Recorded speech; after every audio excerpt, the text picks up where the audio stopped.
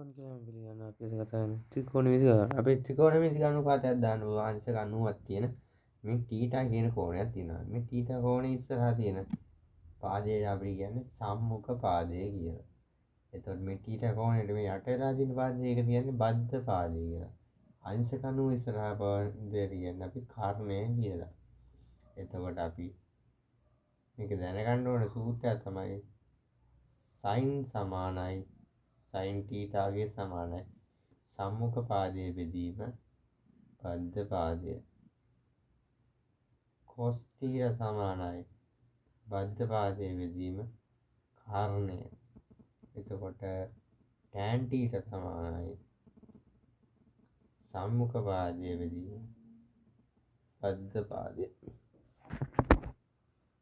අපි උදාහරණයක් දෙමු මේකෙම ගානක් අද මේ සම්මුඛ පාදය 3යි බද්ධ පාදය 4 සෙන්ටිමීටර කර්ණය 5 සෙන්ටිමීටර. එතකොට මේක sin තීටා සමානයි සම්මුඛ පාදය 3 සෙන්ටිමීටර බෙදනවා බද්ධ පාදය 4යි 4න් 3යි කියලා. එතකොට cos තීටා සමානයි අපිට මේක එනවා බද්ධ පාදය 4 බෙදනවා කර්ණය 5යි. tan තීටා සමානයි සම්මුඛ පාදය 3 බෙදනවා බද්ධ පාදය 4යි.